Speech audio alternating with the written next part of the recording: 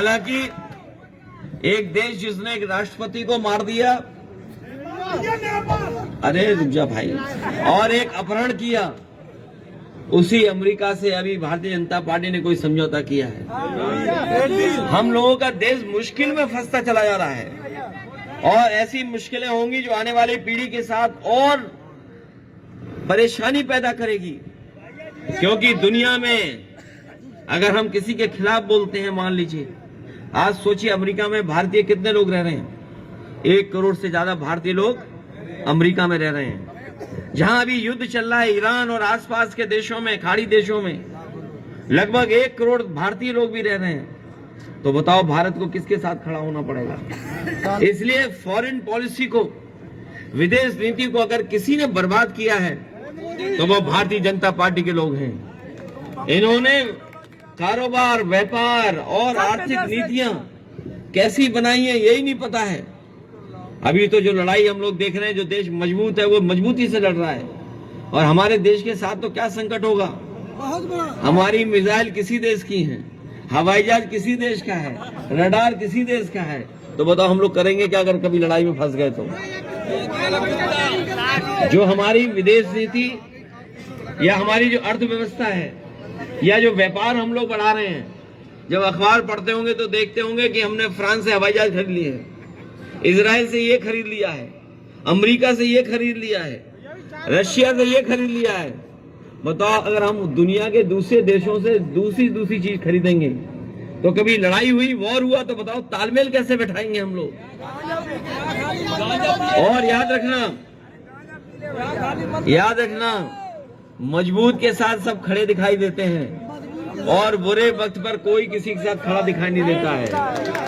और जब अंधेरा आता है, अंधेरा, तो आपकी परछाई भी आपका साथ छोड़ देती है। इसलिए ये जो विदेश नीति जुगाड़ की बन रही है, जुगाड़ की विदेश नीति, और जो डिफेंस को हम मजबूत कर रहे हैं, ये जुगाड़ से हम लोग जो डिफेंस कर रहे हैं, शायद इससे हम लोग दुनिया के सामने उतने मजबूत दिखाई नहीं देंगे जितना हम अपने देश में हर चीज बनाए तब मजबूत दिखाई देंगे। याद रखना, केवल ये आर्म्स नहीं खरीदे जा रहे हैं, मिसाइल्स नहीं खरीदी जा रही हैं, हवाई जहाज नहीं खरीदे जा रहे हैं, हमारा किसानों को भी जोड़ दिया अमेरिका से। सोचो आप, अब बताइए अमेरिका वाले हमारे गाय, भैंस, बकरी और मुर्गी का दाना देंगे। बताइए आप, ये देखा समझौता पढ़ा कि नहीं पढ़ा। समझौते में ये तय हुआ है कि अमेरिका आपके जानवरों का फीड देगा। तो बताओ बरसीम भी क्या वहीं से आएगी, घास सोचिए वहां से, या क्या चीज आएगी। और फिर इधर भारत सरकार ने बहुत प्रचार किया था मिलेट्स के, बाजरा खाइए, जौ खाइए, मक्का खाइए।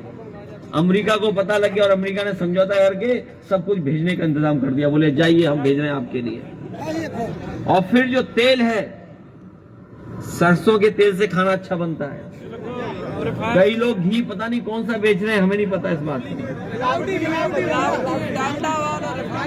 दूध दही कितना बिक रहा पता ही नहीं है।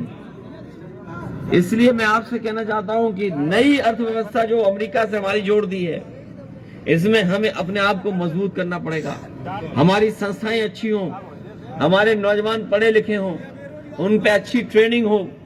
और अगर अच्छी ट्रेनिंग नहीं होगी तो पता है क्या करना पड़ेगा, एक मोटरसाइकिल और स्विगी से सामान इधर उधर भेजना पड़ेगा, या अमेजोन के सामान इधर उधर भेजना पड़ेगा।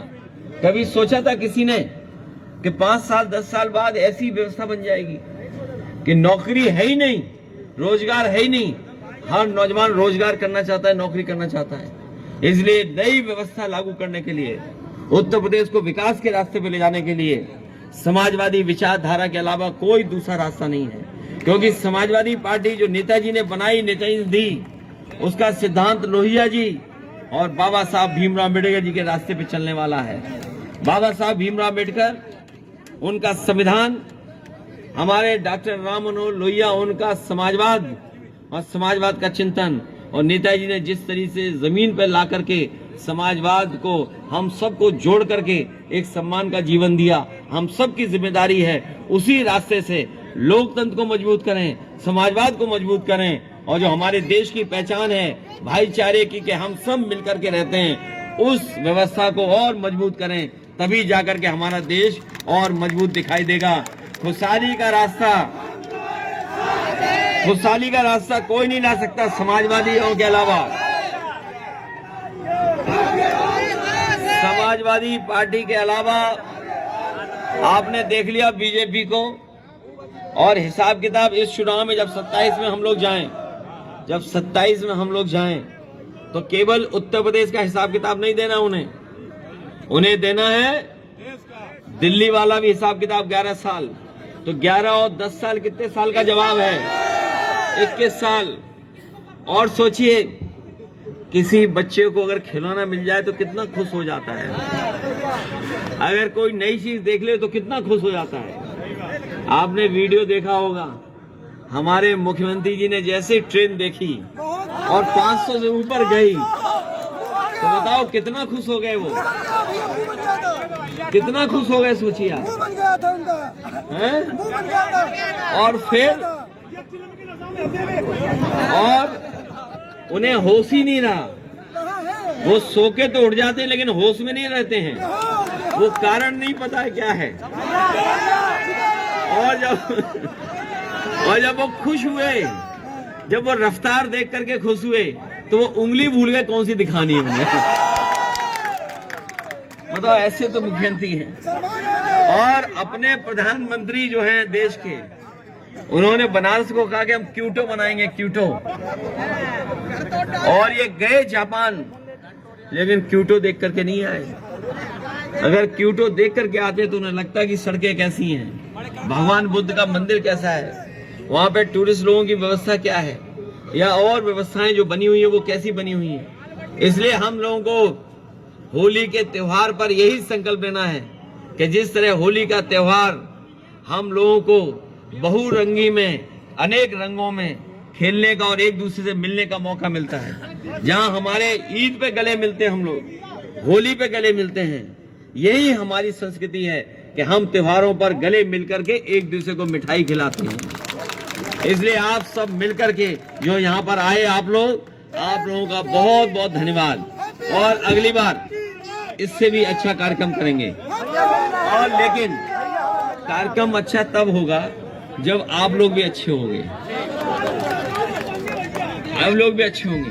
और बिना ट्रेनिंग के कोई सीखता नहीं है, इसलिए जरूरी है कि हम लोग एक पीडीए ट्रेनिंग का कार्यक्रम बहुत जल्दी इटावा में करेंगे हम लोग, जिससे न केवल इटावा बल्कि इसी तरह के कार्यक्रम अलग अलग जिलों में जब होंगे तो अपनी बात और भविष्य में हम लोग क्या करना चाहते हैं और जोड़ने का मौका हमें मिलेगा।